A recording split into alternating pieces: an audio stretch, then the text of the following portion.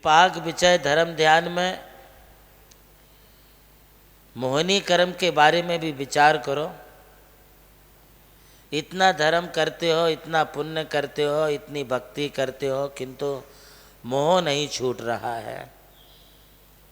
एक सज्जन को मैंने कहा आप तो त्याग कर दो, तुम्हारा क्या काम है। उस सज्जन ने कहा गुरुदेव आचार्य श्री, मैं तो छोड़ना चाहता हूँ किंतु मेरी बीवी नहीं छोड़ती है। मैं तो त्यागना चाहता हूँ किंतु मेरा पति मुझे नहीं छोड़ रहा है। मैं तो छोड़ना चाहता हूँ किंतु मेरे बच्चे, मेरे नाती पोते ये मुझे नहीं छोड़ते हैं। महानुभावों, वे नहीं छोड़ेंगे, तुम्हें छोड़ना है। हमारे नित्यानंद जी ने अपने कुटुंब परिवार को छोड़ दिया, आज वे सिद्ध कीर्ति के रूप में विराजमान है। वो नहीं छोड़ने वाले थे, तुम्हें छोड़ना है था, इसलिए तुम छोड़ कर के यहाँ आ गए।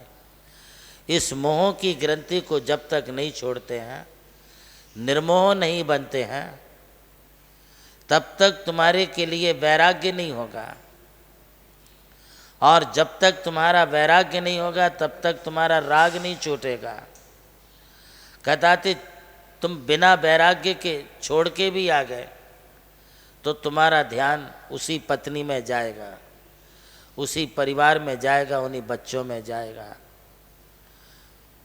मेरे बच्चे, मेरा दुकान, मेरे बीवी, ये जो जा रहा है तुम्हारा ध्यान वहाँ पर, ये तुम्हारा नहीं, तुम्हारा मोह जा रहा है। मोह अभी जागा है, मोह जाग रहा है, और मोह के जागने का नाम ही राग है। अब तो त्याग कर दिया ना, तो फिर क्या विचार करना है कि हमारा परिवार, अरे तुम्हारा परिवार नहीं है, ये तुम नहीं बोल रहे, ये तुम्हारा मोह बोल रहा है। मेरे माता पिता, मेरे बेटे, मेरे भाई बहने, ये जो मैं मेरा, मैं मेरा है, मेरा रहेगा, ये मेरा था, ये जो तुम बता रहे हो, बोल रहे हो, ये आप नहीं, आपका मोह बोल रहा है। जब तक ये मोह विद्यमान है तब तक तुम्हारा मेरापन नहीं छूटेगा। मेरे लोग ऐसे थे, मेरे घरवाले ऐसे थे, मेरी घरवाली ऐसी थी। अरे क्या घरवाला घरवाली, कौन साला कौन साली,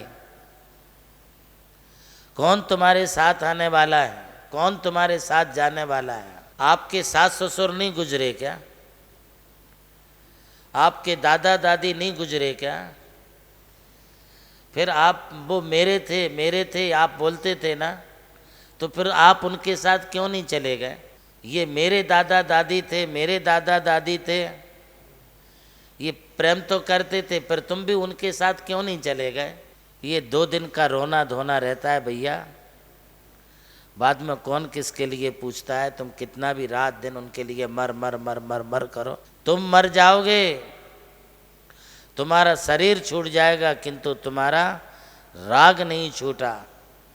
तो वो मर के जहाँ पैदा हुए हैं वहीं तुम मर के वहीं पैदा होगे। यदि ये मोह में, तुम्हारा शरीर में मोह है, तो तुम इसी शरीर में कीड़ा बन जाओगे।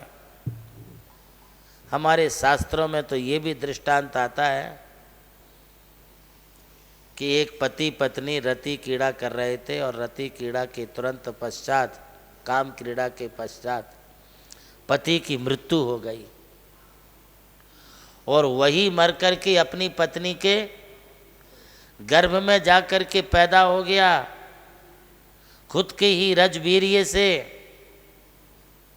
वह पति, वह व्यक्ति अपनी पत्नी के गर्भ में पैदा हो करके खुद के ही रजवीर्य से खुद ही उसका पुत्र बन गया। ये राग भाव है। 10 लक्षण पूजा में कहा है कि भूप कीड़ों में गया। एक राजा को अपने शरीर के प्रति बड़ा राग था, और उस राग के कारण अपने ही पाखाने में, अपने ही टॉयलेट में, अपने ही लैट्रिन में वो सतरंगी कीड़ा बन गया। ये राग भाव है। जो तुम्हारा राग है वो वहीं लेके जाएगा।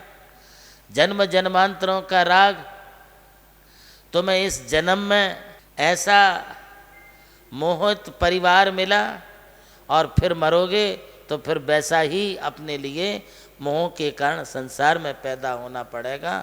इसलिए मोह त्यागो, मोक्ष मार्ग को, मोक्ष को प्राप्त करो। विपाक विचय धर्म ध्यान में सदैव अपने इन 8 कर्मों में 4 कर्मों की बात मैंने बताई, बचे 4 कर्मों के लिए मैं फिर कल आपके लिए और बताऊंगा। आज इतना ही।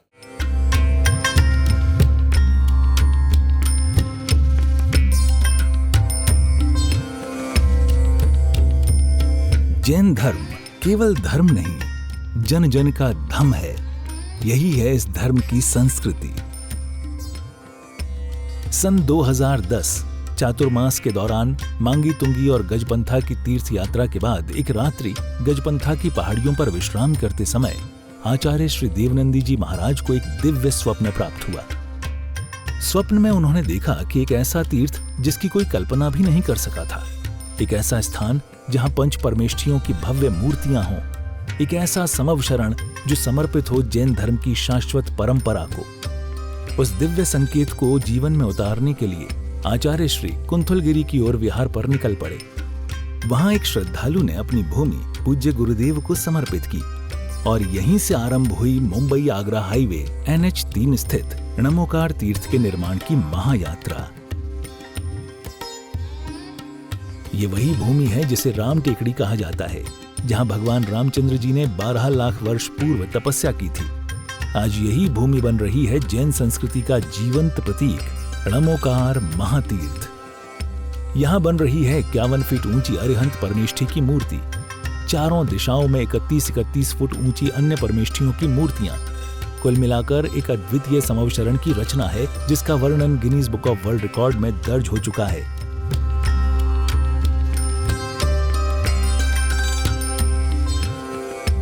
इस भव्य मंदिर जी में स्थापित किए जा रहे हैं 24 तीर्थंकरों के 24 मंदिर, पंचमेरु, नंदीश्वर द्वीप, नवदेवता और 64 रिद्धि मंदिर, सप्तऋषि मंदिर और गोमटेश्वर बाहुबली, संवेद शिखर जी की झलक और क्षेत्रपाल मंदिर।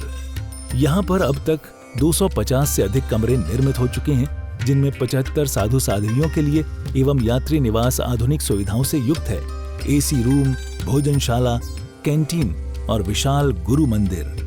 णमोकार तीर्थ का भूमि पूजन 8 फरवरी 2014 को संपन्न किया गया था और आज लगभग 10 लाख स्क्वायर फीट से अधिक निर्माण पूर्ण हो चुका है और अब यह दिव्य तीर्थ अपने चरम आयोजन की ओर अग्रसर है। 2026 में जिन शासन के वरिष्ठतम आचार्य परम पूज्य साधना सम्राट गणाधिपति गणधराचार्य श्री कुंथु सागर जी महाराज के सानिध्य में एवं परम पूज्य प्रज्ञा श्रवण सारस्वताचार्य श्री देवनंदी जी महाराज की प्रेरणा एवं निर्देशन में 400 से अधिक साधुओं की उपस्थिति में आगामी 6 से 13 फरवरी 2026 में णमोकार तीर्थ का भव्याति भव्य अंतर्राष्ट्रीय पंच कल्याणक प्रतिष्ठा एवं महामस्तकाभिषेक महोत्सव का आयोजन होने जा रहा है।